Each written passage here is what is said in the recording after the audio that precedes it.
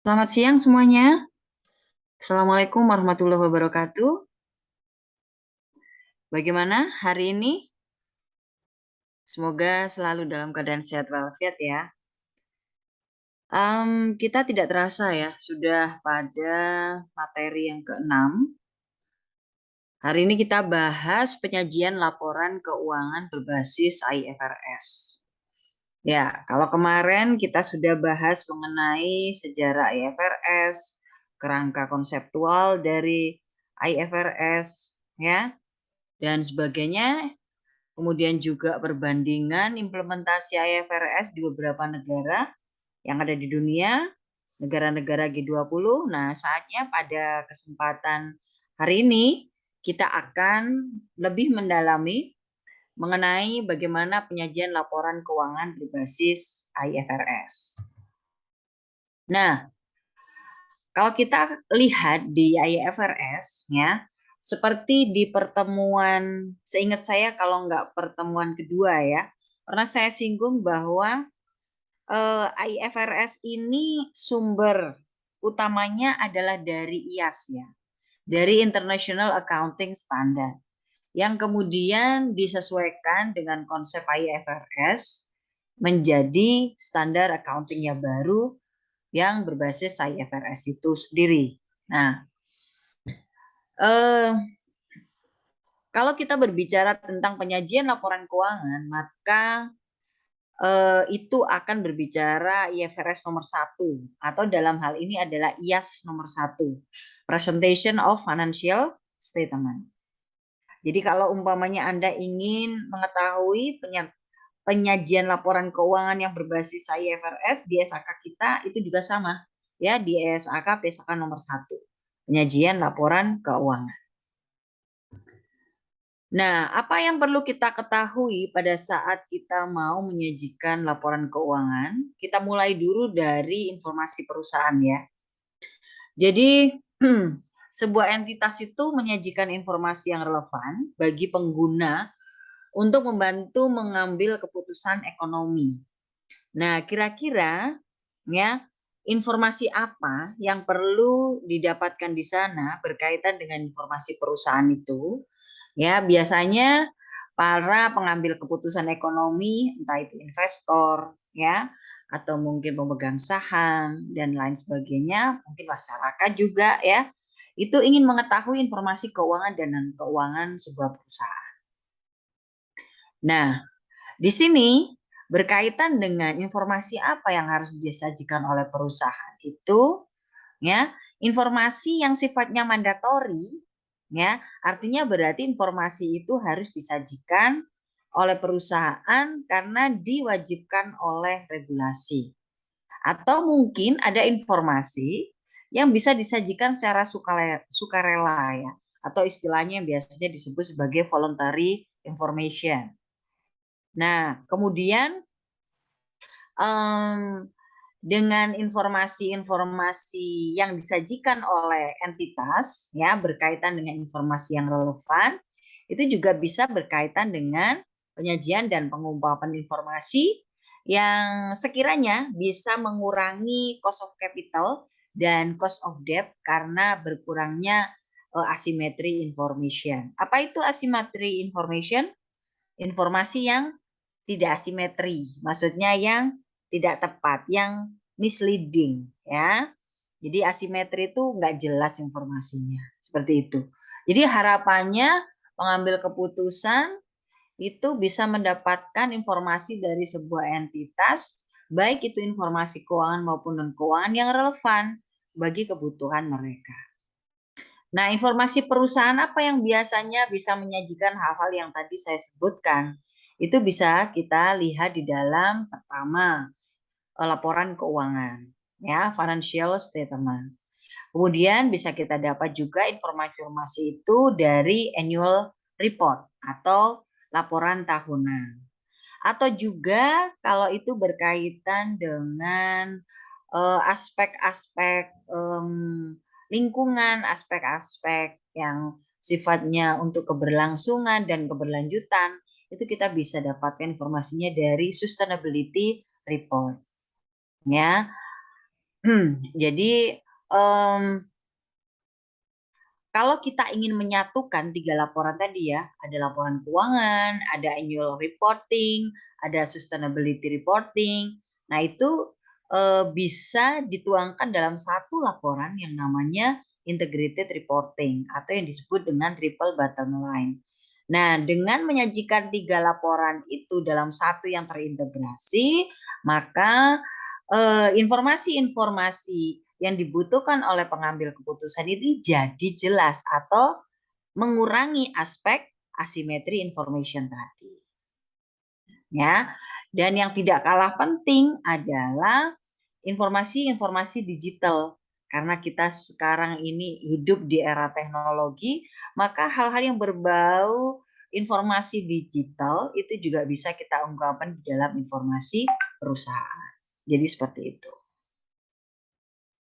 Kemudian di dalam laporan keuangan ya, jadi kita akan bahas satu persatu ya berkaitan dengan informasi perusahaan tadi.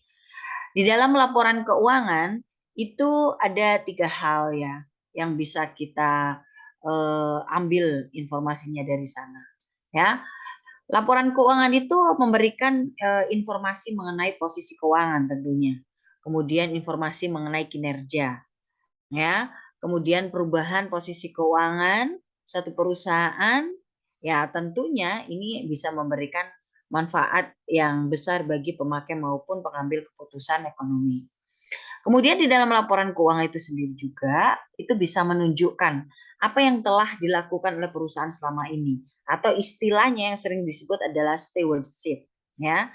Terus kemudian juga laporan keuangan adalah bagian dari pertanggungjawaban sumber daya yang dipercayakan oleh ya pemegang saham ya atau pihak-pihak lain yang berkepentingan kepada si pengelola perusahaan ya atau manajemen. Nah, laporan keuangan ini tentunya ya akan disusun untuk memenuhi kebutuhan dari pemakai informasi laporan keuangan. Bisa investor, bisa kreditor. Ya. Nah, laporan keuangan juga akan disusun berdasarkan standar akuntansi keuangan sesuai yang ada di perusahaan yang tentunya perusahaan itu berada di mana dia, perusahaan itu di negara apa. Nah, yang semuanya pastinya akan berbasis IFRS. Nah, untuk penerapan akuntansi keuangan dan hal-hal yang lain yang bersifat material, maka mungkin ya pernyataan ini tidak akan wajib diterapkan untuk unsur-unsur yang tidak material. Makanya kenapa di sini kita bold ya mengenai laporan keuangan yang memiliki unsur-unsur tidak material. Ya. Nah, informasi selanjutnya ya itu adalah bagaimana kita bisa menerapkan ya persyaratan dari IFRS. Apa saja persyaratan dari IFRS? Ada 4 ya. Yang pertama berkaitan dengan materialitas dan penggabungan. Kemudian informasi yang disajikan, kemudian struktur dari catatan atas laporan keuangan, dan yang terakhir adalah pengungkapan tentang kebijakan akuntansi. Nah, kita akan bahas satu persatu ya. Tentang yang pertama materialitas dan penggabungan. Kalau kita ngomong ya tentang materialitas dan penggabungan itu sebisa mungkin tidak bisa tidak memberikan informasi yang mengaburkan ya dan harus disampaikan pertimbangan-pertimbangan seluruh fakta-fakta pengungkapan yang sifatnya spesifik ya yang tidak diperlukan jika itu dianggap tidak material. Dan yang penting lagi bahwa di dalam persyaratan itu harus mengungkapkan standar apa yang dipakai. Nah, itu kalau kita berbicara tentang materialitas dan penggabungan. Bagaimana dengan informasi yang disajikan? Nah, informasi yang disajikan ini itu kaitannya dengan informasi tambahan. Jika penyajian dari lapor informasi tersebut itu relevan ya yang berisi tentang pos-pos yang akan diukur sesuai dengan standar ya. Kemudian ada sub-sub judul agar jelas dan mudah dipahami dan harus disajikan secara konsisten antar periode ya, dan tidak mengutamakan subtotal, tapi rekonsiliasi dari jumlah total dan subtotal. Itu informasi yang harus disajikan. Kemudian kalau kita ngomong tentang struktur catatan atas laporan keuangan itu harus bagaimana? Praktis, harus sistematis, harus referensi silang. Maksudnya referensi silang itu gimana? Cross check ya. Kalau kita berbicara tentang contoh umpamanya, kita berbicara tentang pajak tangguhan ya, deferred tax umpamanya. Nah, di situ ya tentunya harus terkait dengan akun apa aja, ya harus nyambung. Nah, itu maksudnya referensi silang. Jadi ada keterkaitan antara satu informasi dengan informasi lain. Dan yang tidak kalah penting, ya kita juga harus mengutamakan aktivitas yang paling relevan dalam memahami kinerja dan posisi keuangan. Ya, mengelompokkan itu berdasarkan cara pengukuran dan mengikuti ukuran dari laporan keuangan tersebut. Dan yang terakhir adalah ketika kita membahas pengungkapan kebijakan akuntansi itu seperti apa. Ya, kita harus melihat ya panduan mengidentifikasi kebijakan dari akuntansi. Nah, selanjutnya tujuan dari laporan keuangan itu apa sih ya? Ya, kita kembali kepada definisi laporan keuangan. Kalau kita ngomong tentang laporan keuangan adalah satu penyajian yang terstruktur dari posisi keuangan dan kinerja suatu entitas. Nah, apa yang ingin dicapai? Maksudnya, apa tujuannya dengan menyajikan laporan keuangan? Yang pasti dia akan memberikan informasi mengenai posisi keuangan itu sendiri, kinerja keuangan, kemudian juga arus kas dari entitas. Nah, ini akan bermanfaat bagi pengambilan keputusan. Lagi-lagi kembali kepada mereka. Nah, tujuan laporan keuangan itu ya juga menunjukkan hasil dari pertanggungjawaban si manajemen atas penggunaan sumber daya yang dipercayakan kepada mereka.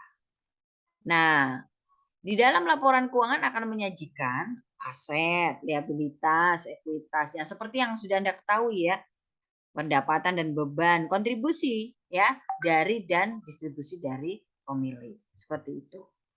Apa ruang lingkup yang akan dibahas di dalam IAS 1, IAS nomor 1 ini? Ya, yang pertama adalah lingkupnya entitas menerapkan pernyataan ini, IAS nomor 1. Bagaimana dalam penyusunan laporan keuangan yang bertujuan umum. Nah, itu di garis bawah, bertujuan umum, sesuai dengan standar akuntansi keuangannya. Dan lingkup yang kedua bahwa pernyataan ini tidak berlaku untuk penyusunan laporan keuangan yang berbasis lain. Ya, jadi kalau di Indonesia itu mungkin ada namanya akuntansi syariah. Nah, ini tidak berlaku ya kalau kita ngomong ruang lingkup di IAS nomor 1. Seperti itu. Nah, apakah ada beda definisi-definisi yang muncul ya dengan penerapan IFRS nomor 1 atau IAS nomor 1? Iya, ada definisi-definisi yang berbeda di sana. Ya. Nah, ini adalah ada 6 definisi utama yang bisa saya sajikan di sini. Apa itu laba rugi ya? Kemudian apa itu laporan keuangan yang bertujuan umum? Nah, apa itu penyesuaian reklasifikasi? Apa itu standar IFRS? Apa itu tidak praktis? Apa itu total penghasilan komprehensif? Nah, itu semua ada di dalam definisi-definisi IAS yang membedakan dengan standar yang lama. Nah, ini yang perlu kita pahami di dalam definisi ini. Nanti boleh ya dibaca. Ya.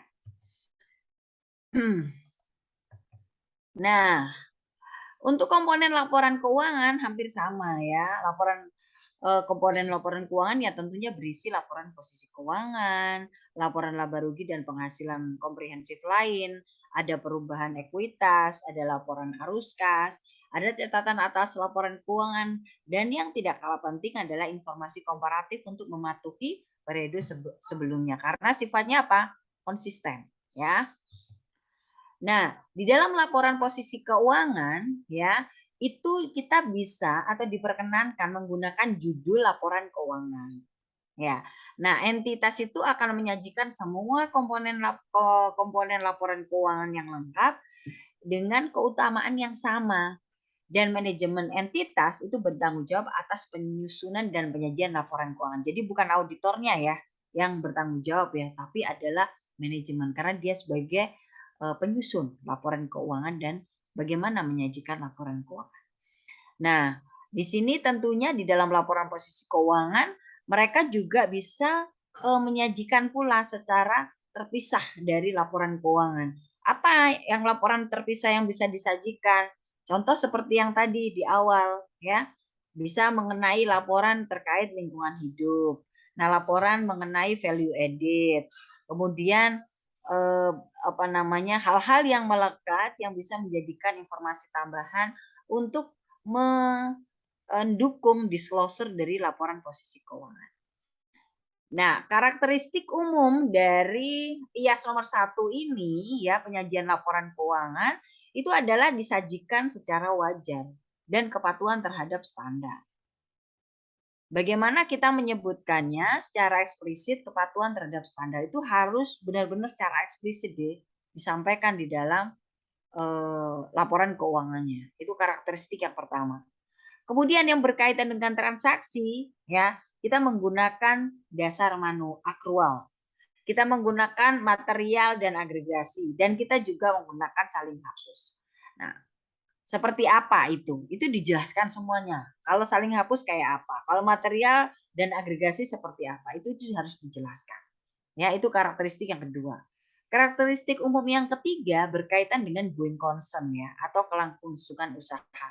Bahwa bagaimanapun juga laporan keuangan ini harus disusun berdasarkan asumsi perusahaan atau entitas itu akan apa ya istilahnya, akan melakukan atau melalui suatu proses yang harus bisa menuju pada kelangsungan usaha entitas, ya.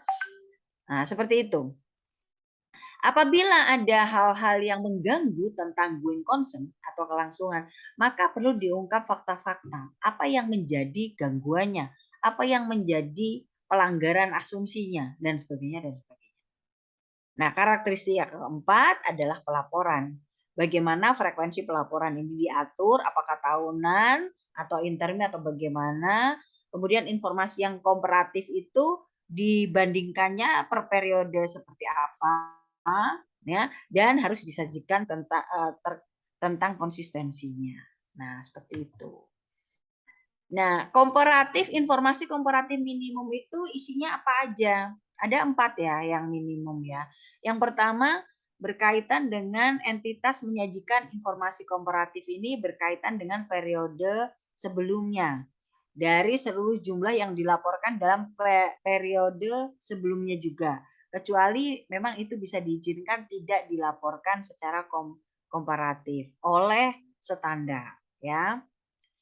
Nah, untuk informasi komparatif itu juga bersifat naratif, penjelasan, gambaran ya. Dari laporan keuangan sebelumnya diungkap jika relevan untuk membantu memberikan pemahaman terhadap laporan keuangan periode berjalan. Nah, ya. Kemudian entitas itu juga menyajikan minimal 2 laporan posisi keuangan, 2 laporan laba rugi, ya, laporan penghasilan komprehensif lain, ya, yang harus disajikan semuanya sampai pada catatan atas laporan keuangan. Dan ada beberapa kasus informasi naratif yang disajikan itu yang disajikan untuk periode sebelumnya dan periode berjalan. Nah, ini bisa juga ya, bisa disajikan seperti itu.